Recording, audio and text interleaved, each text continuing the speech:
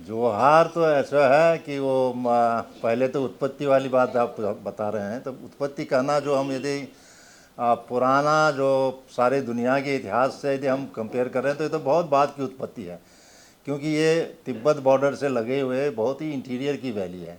ऐसा अनुमान है कि कहीं इस सदी के प्रारंभ में आदमियों की बसासत वहाँ शुरू हुई, क्योंकि जो हिस्टोरिकल हमारे पास नॉलेज है वो ये है कि सन 600 शताब्दी तक जो लोग वहाँ रहते थे वो प्रैक्टिकली आदिम अवस्था में थे।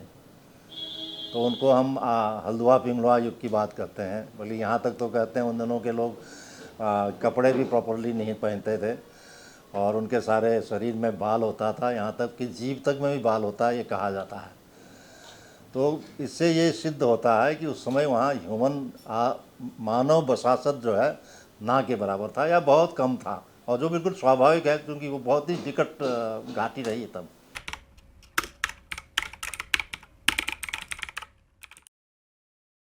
उस समय का जो वो जो 600 शताब्दी तक के लोग जो हैं मुख्य रूप से वहाँ थोड़ी बहुत खेती बाड़ी कर लेते थे, खासकर आलू है या वहाँ और जो ये उवा फापर हम लोग कहते हैं, तो उससे वो अपना जीवन यापन करते थे और थोड़ा बहुत जानवरों का आखेट कर लेते थे। कि ये बसासत असल में एक तिब्बत का बहुत प्रतापी राजा हुआ करता स्गम्पो, वो तिब्बत का खास करके वेस्टर्न तिब्बत का अशोका था। जैसे अशोक ने सारे साम्राज्य का विस्तार किया और बाद में बौद्ध धर्म अपनाया, उसकी भी एग्जैक्ट वही हिस्ट्री है। तो वहाँ भी छोटे छोटे जो चीफ्टेंस हुआ करते थे, रजवाड़े हुआ करते थे, आपस में लड़ते थे। तो स्गम्पो ने सब पर अधिकार करके पूरा वेस्टर्न तिब्बत था उसने अपने कब्जे में कर लिया। और वो करने के बाद उसकी इतनी ख्याति हो गई कि नेपाल के राजा ने अपनी लड़की उसको दे दी शादी में, और चाइना के राजा ने भी दे दी, उसकी 2 शादियाँ थीं। और दोनों इनकी बीबियाँ, खास करके नेपाल वाली जो बीबी थी वो बौद्ध धर्म वाले थे, और उनके प्रभाव में स्गम्पो ने भी जो है बौद्ध धर्म अपना लिया। और इसकी वजह से जो वहाँ पहले का पौन धर्म हुआ करता था, उससे पहले बौन धर्म हुआ करता था, तो वो पौनिज्म एंड बौनिज्म समाप्त होकर के बौद्ध धर्म की वहाँ स्थापना हुई थी। तो वो स्कम्बो के पीरियड में हुआ था। और इतिहास में ऐसा उल्लेख है कि उसने जब ये साम्राज्य का विस्तार किया था तो भारत से लगी हुई जो सीमाएं थीं उसमें भी उसने प्रवेश किया, अपने लोगों को भेजा। तो जितनी भी हमारी घाटियाँ हैं वहाँ पर आपको जो है मंगोलियन ट्रेड्स जो फिजिकल भी मिलता है, ये इसका ऐतिहासिक हुआ है। उसके बाद फिर जो वहाँ जो बसासत हुई है ना, वो बसासत एक्चुअली में हुई वैदिक धर्म के लोगों से। तो जब शाक्य लामा के शिष्य के आने के बाद उसके बाद 600 से पहले क्या होता था, थोड़ा बहुत तिब्बत व्यापार जो है ये दारमा होते हुए हमारे लोग करते थे, कि हमारे यहाँ की घाटी खुली नहीं थी, बहुत विकट रास्ता था, और जोहार पहुँचना भी जो है असंभव जैसा ही था, बीच में कोई रास्ता ही नहीं था। तो उसी पीरियड में रास्ता खुला है। तो ये सब जो मैं बता रहा हूँ उनका वो राजा का जो वो किया था, प्रवेश किया था, उससे सब इससे लिंक लगता है। तो रास्ता तो जो व्यापार का दर्रा है हमारे इलाके का 3 धुरा का, वो खुला है। तो उससे क्या हुआ, व्यापार हुआ, तो उसके लिए मैन पावर चाहिए व्यापार चलाने के लिए, उसके बिना तो व्यापार चलेगा नहीं। और चूँकि व्यापार में लाभ बहुत होना है तो हर कोई चाहता है कि मैं भी इस लाभ में भागीदारी करूँ। तो इससे जो है उसमें भागीदारी करने के लिए आपके वेस्टर्न नेपाल से और पूर्वी कुमाऊँ से, यहाँ से कई लोग वहाँ जा कर के बसने शुरू हुए थे, और वो अपने साथ वैदिक धर्म भी ले गए थोड़ा बहुत। तो वहाँ 5 गांव बसे थे तब, तो उसको हम कहते हैं पंजवारी युग। तो ये इस करीब आप जब लगा लीजिए 700 से लेकर के 1300-1400 शताब्दी तक का युग जो है उसको हम पंजवारी युग कहते हैं। तो उसमें जोहार में केवल 5 गांव हुआ करते थे। ये जो व्यापार की बात है जिसके लिए वो लोग वहाँ आकर्षित हुए, जिसकी वजह से लोग जोहार में बसे, जिसका लाभ लेने के लिए, उसमें उस व्यापार में सबसे मुख्य व्यापार जो है उन दिनों नमक का हुआ करता था, क्योंकि उत्तर भारत में नमक की बहुत कमी थी, यहाँ नमक मिलता नहीं था। समुद्र में जो नमक बनता था तो वो उन दिनों वहाँ से यहाँ पहुँचना बहुत बड़ी समस्या थी, ट्रांसपोर्टेशन का तो साधन था नहीं। तो ये समझिए पर्टिकुलरली वेस्टर्न यूपी में और आपके ये उत्तराखंड के इलाके में नमक जो है एक हिसाब से दुर्लभ वस्तु थी, और वो नमक की उपलब्धता सबसे नज़दीक उपलब्धता तिब्बत में थी, और वहीं से हम लाते थे। तो उसी का व्यापार हुआ था, उसी से हम फले फूले, और आगे जा कर के नमक का उतना महत्वपूर्ण स्थान नहीं रहा व्यापार में। उसका कारण ये है कि आवागमन की सुविधा अच्छी हो गई, तो जो समुद्र का नमक जो है आसानी से यहाँ उपलब्ध होने लग गया। अब तो बॉर्डर में भी वहीं समुद्र वाला नमक ही जाता है, तिब्बत का तो आता नहीं है। लेकिन इसी पीरियड में जब आपके लोगों की नीड्स बदली, इंडस्ट्रियल डेवलपमेंट हुआ, रिक्वायरमेंट्स लोगों की बदल गई, तो ऊनी वस्त्रों की बहुत डिमांड होने लगी। तो ऊन का व्यापार बहुत हुआ, नमक के व्यापार से भी ज़्यादा महत्वपूर्ण ऊन का हो गया। तो बाद में जो हम लोगों के बचपन के दिनों की पीरियड है, उसमें सबसे ज़्यादा व्यापार जो है ऊन का होता था। उसमें भी ऊन में भी दो तरह की है, एक तो आपके भेड़ों का ऊन होता है जिससे आपके पट्टू बनते हैं, ट्वीट्स बनते हैं, या आपके तरह तरह के ऊनी वस्त्र बनते हैं। और दूसरा होता था आपका पशम, जो बकरियों में होता है, बहुत महीन महीन कपड़ा होता है। तो उसमें पसम को मोटे ऊन को निकाल करके जो बचता है बारीक, तो उससे जो वस्त्र बनाया जाता है उसको पश्मीना कहते हैं, जैसे आपके कश्मीर वाले बनाते हैं, हमारे यहाँ भी बनता है। तो वो बहुत कीमती होता है। तो बाद में उसका भी काफ़ी प्रचलन हुआ, काफ़ी व्यापार हुआ, और इतनी ज़्यादा इसकी ख्याति होगी और इतना ज़्यादा हम लोग यहाँ से लाते थे कि जो इंडस्ट्री वाले थे, ऊन के मिल वाले थे आपके श्रीनगर के, वो इसकी ख़रीदारी करने के लिए यहाँ बागेश्वर के मेले में आते थे, यहाँ से ख़रीद के ले जाते थे।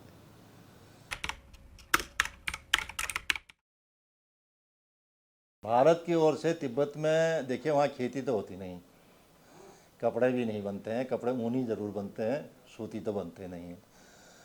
तो वहाँ जो है सबसे मुख्य जो यहाँ से चीज़ें जाती थी वो थी खाने पीने की चीज़ें। और वो लोग चावल तो उनके लिए लग्जरी है, चावल भी खाते थे वो लग्जरी के तौर पे। और दूसरा वो लोग मुख्य रूप से वो लोग सत्तू खाते हैं, अब भी सत्तू खाते हैं। तो सत्तू जो है वो आपका गेहूँ से, जौ से, चने से जो बनाते हैं, तो इन चीज़ों का यहाँ से एक्सपोर्ट होता रहा, अनाज का। और उसके बाद कपड़ों का, और कपड़े सूती कपड़े, बाद में ऊनी कपड़े अच्छे, और सिल्कन कपड़े भी बाद में जाते थे। वहाँ भी जब समृद्धि होगी तो वो लोग भी सूती कपड़े से आगे ऊनी कपड़े में आ गए, ऊनी कपड़े से आगे सिल्कन कपड़े में आ गए, वहाँ भी लोग समृद्ध हो गए। तो इस तरह से रिफाइनमेंट होता चला गया व्यापार में। और उसके साथ आपके जो क्या कहते हैं बर्तन हैं, तो वहाँ तो कुछ बनते नहीं थे, बर्तन सब यहाँ से जाते थे। और ज़्यादातर बर्तन जो एल्युमिनियम के बर्तन ज़्यादा जाते थे, कि एक तो वो कंपैरेटिवली चीपर होते थे, दूसरी चीज़ ट्रांसपोर्टेशन में आसानी होती थी। वो लोग तो घुमंतु जीवन जीते थे, तो ट्रांसपोर्टेशन आसान चाहिए, तो लोहे वोहे में दिक्कत होती थी। और चौथा यह है कि जो पतली होती है और जल्दी जल जाती है, तो उनके यहाँ लकड़ी तो होती नहीं, तो कांटे वाले झाड़ियों से वो या गोबर से आकर काम लेते हैं। तो उसमें एल्युमिनियम के बर्तन में जल्दी से फटाफट गर्मी आ जाती है, पक जाता है, और गलाने की ज़रूरत होती नहीं। गलाना होता तो फिर उनको लोहे की स्टील की ज़रूरत पड़ती। तो वो लोग तो खाली उबाल करके, मीट भी है तो उबाल के खा लिया, नहीं तो पानी में जो है नमक डाल लिया, घी डाल लिया, तो जा बन गया, और दिन भर जा खाएंगे और सत्तू खाएंगे, वही उनका भोजन होता था। तो वही वही सब चीज़ें यहाँ से जाती थी। बाद में जैसे मैंने कहा कि समृद्धि आ गई, तो उनकी भी आवश्यकताओं में परिवर्तन हो गया। तो उन लोगों ने भी आपके इसके साथ साथ, जैसे आपके सिल्क के सामान के साथ साथ चांदी के जेवर हो गए, सोने के जेवर हो गए, खासकर मूंगा और मोती।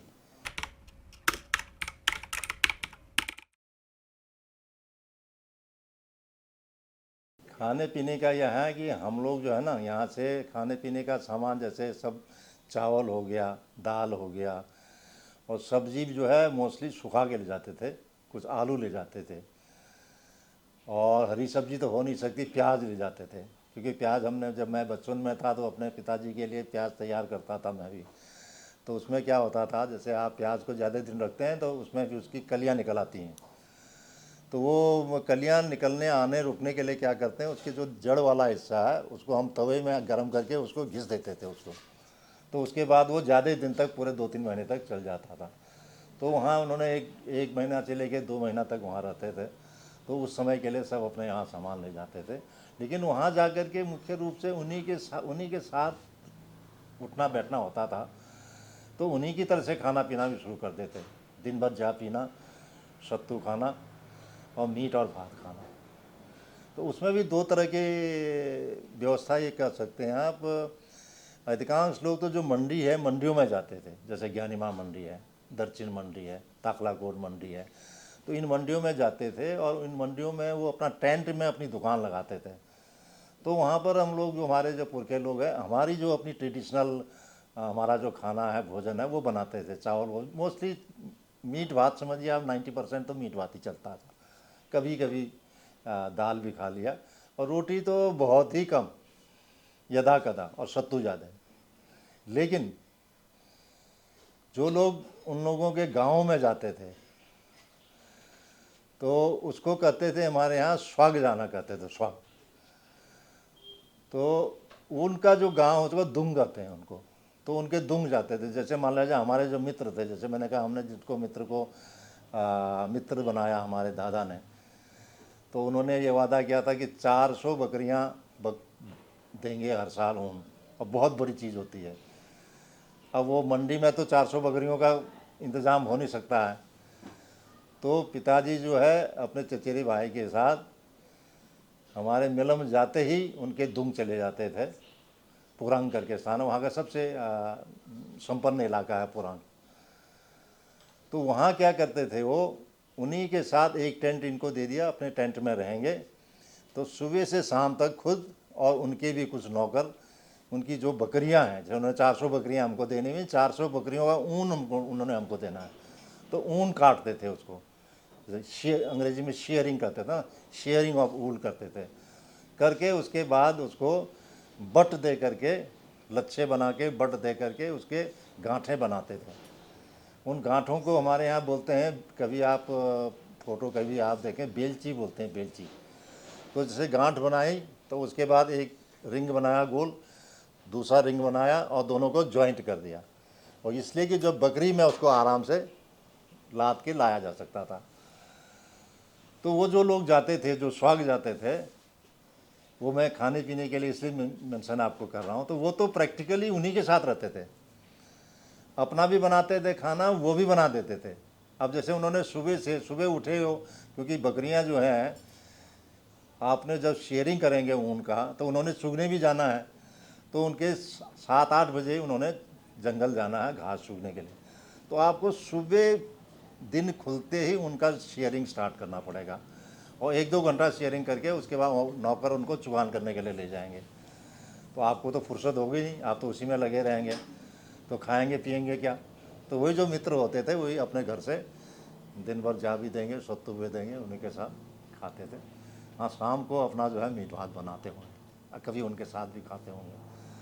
तो ये समझिए कि उस पीरियड में हमारे यहाँ के लोग प्रैक्टिकली खाने पीने में उन्हीं के साथ मिक्सअप हो जाते थे। सिर्फ एक फ़र्क होता था कि उन लोगों में गाय का मांस खाना, चौर गाय का मांस खाना वर्जित नहीं था, अब भी नहीं है। वो लोग बकरियों का मीट ज़्यादा पसंद नहीं करते थे, हम लोग खाली बकरियों का मीट खाते थे। तो उनको हमारे यहाँ एक कहावत ये कहा करता था, कहते थे कि चौर गाय होता है, वो चौर गाय का मीट खाते थे। उनके यहाँ प्राइज आइटम होता था चौर गाय। जैसे हमारे यहाँ हम गाय को मानते हैं, उनके यहाँ चौर गाय को मानते हैं, क्योंकि उसकी बहुत उपयोगिता है। मैं उस बात पर अभी आऊँगा। तो चंवर गाय का मीट खाए बिना तिब्बती जो है कि भूख नहीं मिटती, ये हमारे यहाँ कहावत था। हमारी बोली में कहते थे, चौराग मीट खाए बिना तिब्बती भूखे रन, ये हमारे यहाँ कहावत करते थे। वो भूखा ही रहता है, उसी से उसकी उदर पूर्ति होती है। अब वो उनका महत्व ये था चंवर गाय का, उसका ऊन जो है बहुत हार्ड होता है। तो इनके जो टेंट बनते हैं, तो अमीर लोग जो है ऊन का टेंट बनाते थे, गरीब आदमी जो है नहीं, चंवर गाय के ऊन का टेंट बनाते थे। गरीब लोग सूती कपड़े का भी बनाते थे, कॉस्ट में बहुत अंतर होता है। तो चंवर गाय के ऊन से बनता था और उसी के ऊन से ये अपना वो बनाते थे, उसी का मीट खाते थे और उसी का दूध, जैसे हमारे यहाँ दूध के लिए गाय की से ज़्यादा हम भैंस पर निर्भर करते हैं, बिना भैंस के दूध का तो काम चलता नहीं। वैसे ही तिब्बत में उनके बिना चंवर गाय के दूध के काम नहीं चलता। तो उनका जो है हर काम के लिए चंवर गाय उनका काम आता था। और वो काम क्या करता था, वो बोझ ढोने का भी काम करता था, तो उसी में बोझ भी ढोते थे। जैसे मैंने अभी आपको मेंशन किया ना कि वो स्वागा जा कर के वहाँ ऊन की शेयरिंग करते थे और गांठे बनाते थे। तो हमारी बकरी वाले तो उतनी दूर पहुँच नहीं सकते हैं, क्योंकि उनने 2 बार सामान आदान प्रदान कर ट्रांसपोर्ट करना होता था और लिमिटेड सीजन है, 2 महीने के भीतर सब कुछ निपटाना है। तो वहाँ से उनके चंवर गाँव में लाद करके ज्ञानिमा मंडी लाते थे और वो कुछ ऐसा सिंक्रोनाइज किया जाता था कि जब हमारे यहाँ से बकरी वाले अनाज लेकर के, करबच्छों में अनाज लेकर के ज्ञानिमा पहुँचेंगे, ठीक वहाँ से ऊन लेकर के चंवर गाय आ जाते थे। फिर उन्होंने चंवर गाय वाला ऊन इनमें लाद करके वापस भेज दिया और उन्होंने वो जो अनाज था वो लेकर के वापस आएंगे। अब ये क्यों होता था, ये भी एक्सचेंज का ही था। उनके ऊन के बदले हम लोग उनको अनाज देते थे। जैसे मान लिया बकरी उनके यहाँ हमारे आई, तो वो उनके उसमें नमक लाद के लाते थे। तो मान लीजिए हमारा मित्र आया 50 बकरी लेके, तो 50 बकरियों में उनका नमक लदा होगा। फिर क्या करते थे, उसमें वो 50 नमक हमको दे दिए उनने, करबच कहते थे, करबच में 1 या 2 बकरी उन्होंने हमको गिफ्ट कर दिया काट के खाने के लिए। अब बची उनके पास 48, तो हम 48 उनके कोथलों में, करबचों में यहाँ से चावल, गेहूँ और सत्तू लाद देते थे और वो लेके जाते थे। ये तो हो गया सामान का आदान प्रदान। लेकिन जब हम लोग अपने सामान को ज़्यादा कीमती मानते थे, तो उसके बदले जो ऊन है वो ऊन हमको फ्री मिलता था। जिस बकरी का नमक हम खरीदेंगे, उस बकरी का ऊन भी हमारा हो जाएगा और उसके बदले में हम नमक के बराबर अनाज उनको दे देंगे। ये एक्सचेंज होता था। ये बिल्कुल फिक्स था, इसमें कम होना, ज़्यादा कुछ नहीं होना।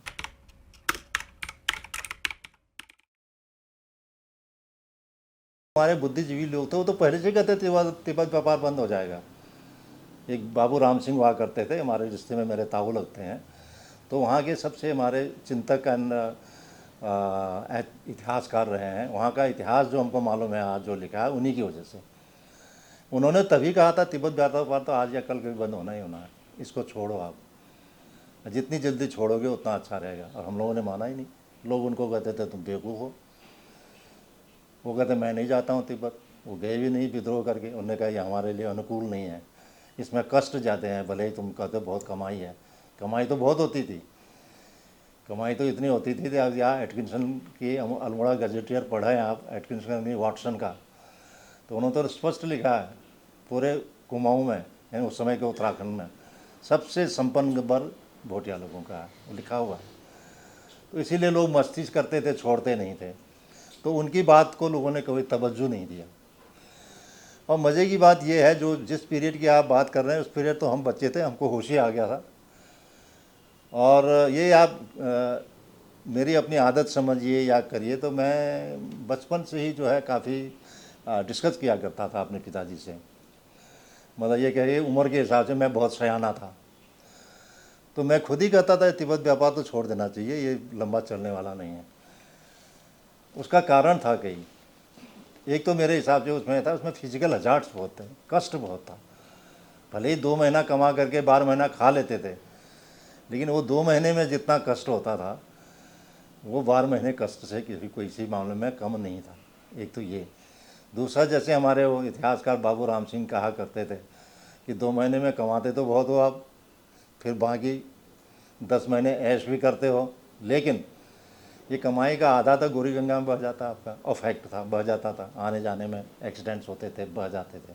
तो नेट समृद्धि जो होनी चाहिए थी उसके बाद भी नहीं हो पाई थी। और मैं ये मानता हूँ, जैसे मैंने कहा, तो मैं तो एक छोटा बच्चा था उन दिनों, मैं कक्षा 6 में पढ़ता था, सन 54 में।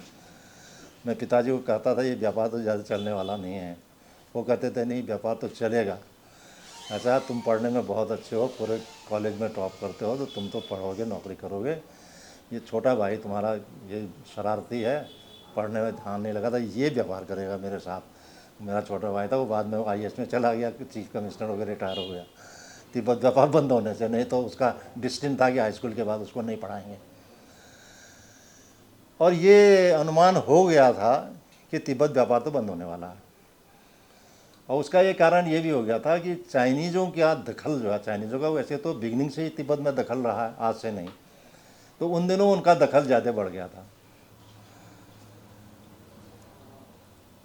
और इतना उनका दखल बढ़ गया था कि 1959 में तो उन्होंने प्रैक्टिकली लासा में प्रैक्टिकली कब्जा कर लिया था। तो लासा में जो उनका रेजिडेंट रहता था तिब्बत का, तो दलाई लामा उसके हुक्म के अनुसार काम करता था, उसके बाद कोई अधिकार रह नहीं गया था। तो ये तो स्पष्ट ही था कि ये तिब्बत में चाइना का अधिकार होना है। और उसके बाद उन्होंने वेस्ट में भी बढ़ना शुरू कर दिया। लेकिन हमारे लोग इतने, ये कहिए कि तिब्बत व्यापार में इतने ज़्यादा डूबे हुए थे, वो ये विश्वास ही नहीं करते थे ये कभी ख़त्म हो सकता है। कहता हम तो ये कितने हज़ारों सालों से हम ये काम कर रहे हैं, कैसे ख़त्म हो ही नहीं सकता ख़त्म। मतलब ये कहते हैं जानते बूझते हुए भी हम लोगों ने कभी उस चीज़ की लिए कोई प्रिकॉशन नहीं लिया, जबकि हमारे खुद के लोग जानते थे कि इसमें कठिनाई आने वाली है। हमारे यहाँ एक लक्ष्मण सिंह जंगपांगी हुआ करते थे, कुमाऊँ के, उत्तराखंड के सबसे पहले पद्मश्री है, वो ट्रेड एजेंट हुआ करते थे। तो जब इन्होंने यहाँ वेस्ट में प्रसार करना शुरू किया, तो एक वहाँ पर उनके साथ एक काम करते थे, हमारे मित्र है, रिश्तेदार भी थे, रावत जी, भगवान सिंह जी, वो उनके यहाँ उनके हेड क्लर्क्स हुआ करते थे। वो किस्सा बताते थे, बाद में SP होकर रिटायर हुए विजिलेंस में, कि एक बार वो इनकॉग्निटो जो है छुप करके उनके यहाँ घुस गए। तो उन्होंने ये कहा कि यदि मैं 48 घंटे के भीतर मैं नहीं आया तो मुझे आप डेड डिक्लेयर कर देना और भारत सरकार को बता देना वो मर गए। और ये 45-46 घंटे तक नहीं आ पाए, तो सब लोगों ने सोचा मर गए, और 1-2 घंटे ठीक पहले वापस आ गए। तब उन्होंने पता करा था कि तिब्बत वाले, तिब्बत में उनका कब्जा होना है, भारत तिब्बत की लड़ाई भी होनी है अल्टीमेटली। अक्साई चीन में जो उन्होंने कब्जा किया था, वहाँ तक जो उन्होंने रास्ता बनाया था, उस उन्होंने सब वो पता कराया था। तब उन्होंने जो फॉरेन मिनिस्ट्री में थे वो, तो वहाँ जो रिपोर्ट दिया, तो उससे उनकी इतनी ख्याति हुई, इसी की वजह से उनको जो है पद्मश्री का सम्मान भी मिला था। तो सब मालूम था, जो आप कह रहे हैं ना, हमको सब मालूम था, हमारे लोगों को मालूम था, सरकारी अधिकारी भी हमारे थे जिनको सब मालूम था कि ये तिब्बत व्यापार तो ख़त्म होना है, आज होना है तो कल। लेकिन हम लोगों ने कभी उस चीज़ को की ओर ध्यान ही नहीं दिया, 99.9% लोगों ने। और हम जैसे जो हमारे जैसे छोटे मोटे लौंडे मोंडे जो हम कर रहे हैं यार, तो तिब्बत व्यापार बंद होने वाला है, तो कहेंगे बेवकूफ़ है आज के लड़के, क्या जानते हैं। तो ये हमारी वक़्त थी, लेकिन जो होना था वो तो होना ही था। 62 में बंद हो चुका अचानक, और तैयारी इतनी कम थी हमारी कि सामान वही छूट गया लोगों का, बहुत सामान छूटा, बहुत थोड़ा बहुत कंपेंसेशन मिला, ज़्यादा नहीं मिला। और 2-2.5 महीने यहाँ आते थे व्यापारिक सामान लेने के लिए। तो मुख्य मंडी हम रामनगर में, हल्द्वानी में, टनकपुर में रहते थे। तो यहाँ पर अड्डा बनाते थे, भोटिया पड़ाव में हम लोगों का अड्डा हुआ करता था। तो यहाँ से लोग जाते थे, यहाँ से सामान खरीदेंगे। यहाँ पर एक हिसाब से खाली सामान को स्टोर किया जाता था, लोकल चीज़ें यहाँ खरीदते थे, अनाज यहाँ से खरीदते थे, और मुख्य रूप से अनाज हम रामनगर से ज़्यादा खरीदते थे। उन दिनों रामनगर में चावल बहुत अच्छा होता था, बिंदुली चावल कहते थे, तो वो बहुत हम भी खाते थे और तिब्बती भी उसको पसंद करते थे। तो वहाँ से चावल आता था, और बाकी गेहूँ वेहूँ है, चना है, और दाल है, मिस्री जाया करता था, एक गट्टा होता है जो आप देखा हो, और आपके भूरे वाली जो चीनी होती है, क्या बोलते हैं, वो है, तो वो सब यहाँ मिल जाया करता था। बर्तन के लिए, ऊनी कपड़े के लिए आदमी जाते थे श्रीनगर, नहीं सॉरी, अमृतसर, और फैंसी चीज़ों के लिए जाते थे दिल्ली। और फाइन क्लोथ्स के लिए, बना तना जैसे चीज़ों के लिए जाते थे बम्बई। और आपके मूंगे के लिए, चाय के लिए, चाय की बहुत ज़्यादा डिमांड होती थी। चाय हमारे यहाँ तो होती नहीं, तो चाय हम मंगाते थे कलकत्ते से और आसाम से। और वहाँ अरंडी बहुत चलती है। अरंडी यदि आपने देखा हो, रॉ सिल्क, अरंडी इज़ रॉ सिल्क, जो आसाम में होता है वहाँ बहुत चलता है। तो अरंडी आसाम से लाते थे।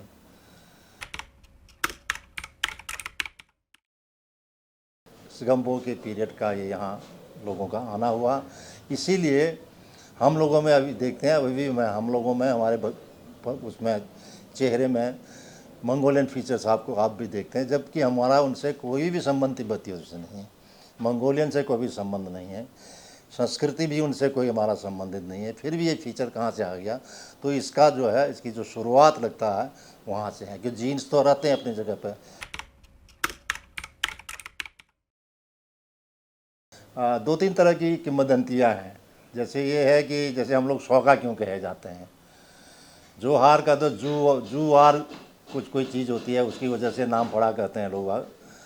लेकिन जो शौका जो नाम पड़ा, दो तरह की उसमें धारणाएं हैं। एक तो कुछ लोगों का ये कहना है कि वो जो ये आपके शक शासक हिंदुस्तान में आए थे, तो कत्यूर वंश के जो ओरिजिनल लोग थे वो भी शक लोग हैं।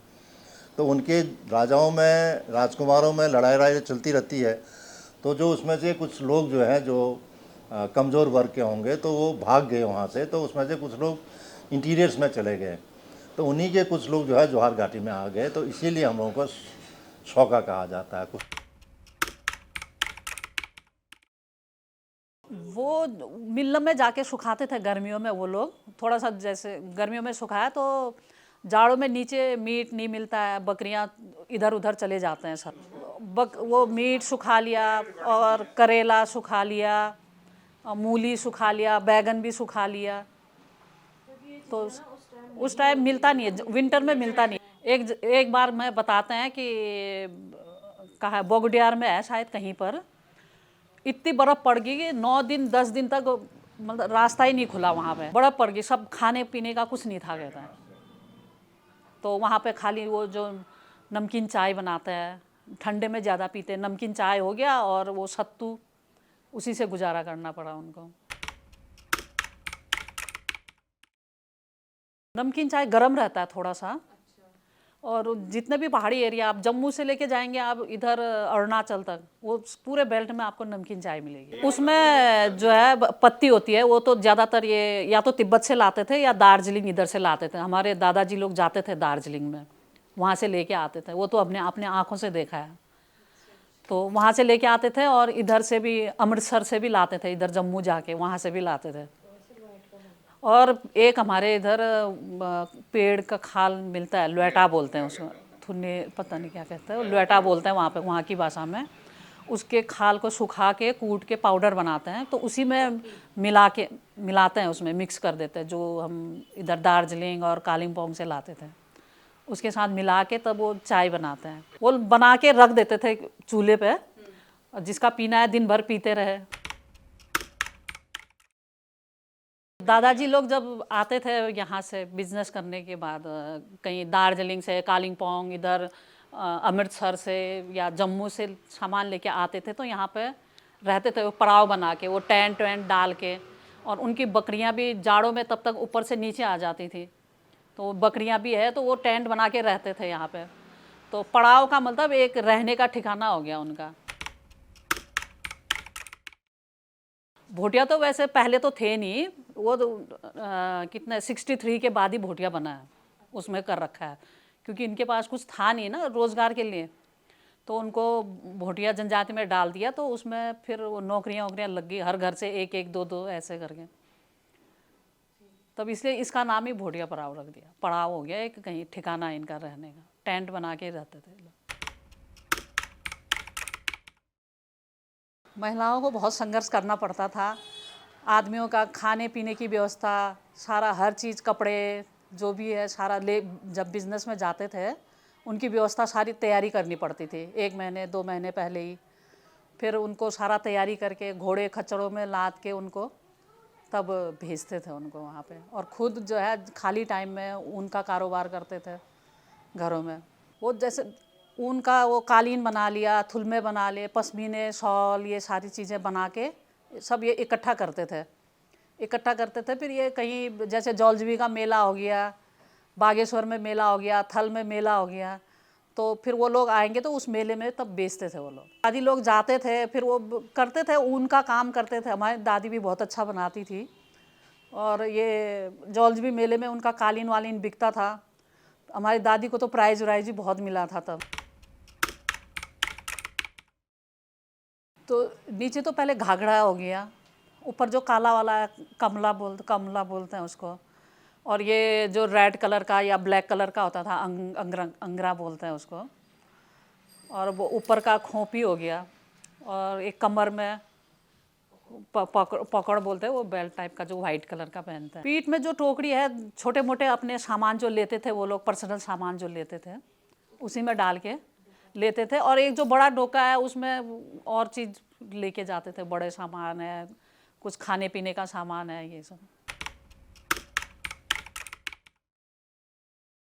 हल्द्वानी में जो जौहर मुंशियारी के प्रवासी यहाँ बसे हैं, उनने एक संस्था बनाई, जौहर सांस्कृतिक एंड वेलफेयर। इसका मुख्य उद्देश्य हमारा ये है कि जो हमारा कल्चर है, जिस कल्चर को हमारे जो नवयुग, जो नई पीढ़ी है उसको भूलते जा रहे हैं, उसको जीवित रखना। और जितने भी हमारे जौहर मुंशियारी की संस्कृति है, पहनावा है, वेशभूषा है, भाषा है, ये लुप्त न हो, इसको जो है बचाए रखने की हमारी कोशिश है। और सिर्फ हल्द्वानी ही नहीं, पूरे भारतवर्ष में जहाँ जहाँ भी हमारे लोग फैले हैं, वो लोग छुट्टी लेके यहाँ आते हैं। इस हिसाब से हम लोग नवंबर में, खासकर दीपावली के एक दो दिन बाद अपना कार्यक्रम रखते हैं, ताकि जो बाहर से आए हैं उनको छुट्टी फिर बार बार लेना न पड़े। और जहाँ तक जौहर सांस्कृतिक वेलफेयर का है, तो हमारा एक तो ये अपनी संस्कृति, धरोहर, सारी चीज़ों को वो रखना। दूसरा मेन उद्देश्य हमारा ये रहता है संस्था की, कि उस क्षेत्र से कोई भी गरीब आदमी बीमार होता है, उनकी दैनिक सही नहीं है, तो उनको भी हम मदद करते हैं। और ये संस्था हमारी कोई सरकार की नहीं है, कोई एनजीओ नहीं है, कोई सरकार से हमें गारंटी नहीं है। सिर्फ हम जितने भी सर्विस वाले हैं, जैसे हम लोग रिटायर्ड हैं, हम अपने से ही जो है संसाधन जुटाते हैं, यानी अपने पैसे लगाते हैं। हमारे कुछ लड़के ऐसे हैं जो बहुत अच्छे हैं, मतलब पढ़ने लिखने में, लेकिन आर्थिक स्थिति उनकी ठीक नहीं है, तो उनको भी मदद करते हैं। वो पढ़ते हैं। कुछ लड़के हमारे, एक दो लड़के पंतनगर से जो है आपके वेटनरी का कोर्स कर रहे हैं, उनका खर्चा उठाते हैं। और हर साल हम लोग 5 जून को, विश्व पर्यावरण दिवस को, अपने जौहर मुंशियारी क्षेत्र का एक गांव को जो है छांट लेते हैं। उसमें 5000 पेड़ हम हर साल लगाते हैं, ताकि हमारे पर्यावरण का भी जो है ज़रा पर्यावरण की ओर भी हम ध्यान देते हैं। तो इस प्रकार से हमारा ये लगभग 12वां जो है, 12 साल हो चुके हैं, आपके 12वां एडिशन है हम लोगों का। और इसमें बहुत लोग आते हैं, अपनी संस्कृति को, बाहर के लोग आते हैं, हमारी संस्कृति को देखते हैं, कुछ उसको ग्रहण करते हैं। तो यही हम लोग का काम है। ये जौहर का क्या मतलब होता है, जो महोत्सव में जौहर का वर्ड है? जौहर जो है एक परगन्ना है, जैसे आपका हल्द्वानी भाबर परगन्ना है, तो जौहर परगन्ना में हमारे 12 गांव हैं, 13 गांव। उन 13 गांव का परगन्ना जो है हमारा जौहर है।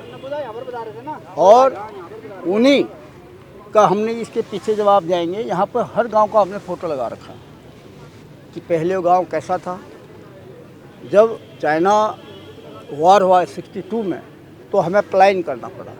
तो हम लोग, कोई हल्द्वानी आए, कोई देहरादून, कोई दिल्ली, बॉम्बे, कलकत्ता, लखनऊ, जो जहाँ चाहे वहाँ रुके, लेकिन हर साल हमारे लोग अपने गांव में जाते हैं। अभी आप देखेंगे वो खंडहर हो चुका है, फिर भी हम जा रहे हैं, खंडहर मकानों को ठीक कर रहे हैं। और ठीक करने के बाद हम जो है उसको अभी और डेवलप करेंगे, अपने गांव को ऐसे ही बसाएंगे जो 62 से पहले। इसलिए जौहर जो शब्द आप मानते हैं, जौहर कोई पर्टिकुलर विलेज नहीं है, जौहर पूरा एक परगन्ना है जिसमें 13 गांव हैं। मुंशियारी और जोहार दो प्रकरण हो।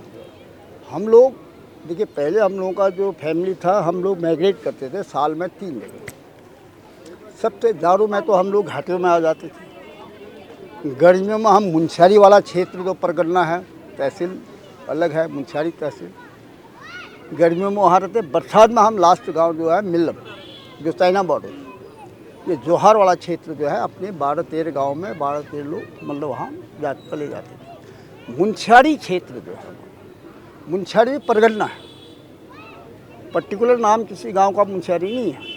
वो जो गांव है, वो जो है क्षेत्र हमारा पूरा मुंशियारी हो गया। इसलिए मुंशियारी और जोहार दो ही जगह हम लोग रहते हैं, तो जोहार मुंशियारी तब कहा जाता है।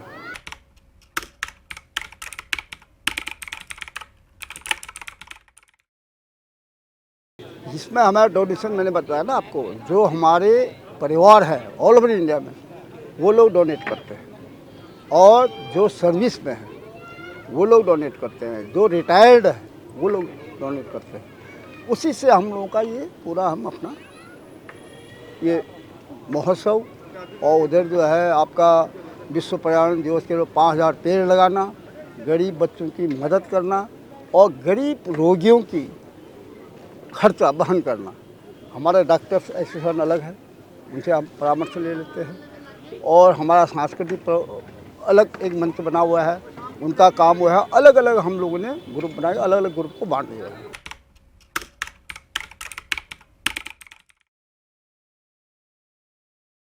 ये जोहार सांस्कृतिक वेलफेयर सोसाइटी की ओर से जोहार महोत्सव को सिर्फ यहाँ मनाते हैं हम लोग हल्द्वानी के अंदर। लेकिन जो इस सोसाइटी के माध्यम से हम विश्व पर्यावरण दिवस के लिए मुंशियारी, आप तहसील, और जहाँ हमारे लोग रहते हैं, जैसे हमारा कपकोट ब्लॉक है वहाँ, तो एक गांव को एक साल में हम चूज़ कर लेते हैं, अंगीकृत करते हैं, वहीं पर हम अपना विश्व पर्यावरण दिवस को 5000 पेड़ लगवाते हैं। तो ये सिर्फ उत्तराखंड में ही है या ऑल ओवर इंडिया में है?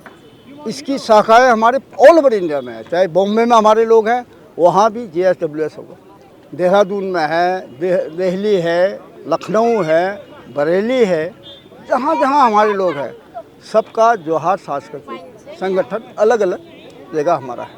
वो हमारी वो इकाइयाँ हैं, उनका हेड मतलब उनका टोटल का जो है, हम यहाँ से जोहार सांस्कृतिक वेलफेयर सोसाइटी तब हमने रखा। लगभग कितने सदस्य होंगे इसमें?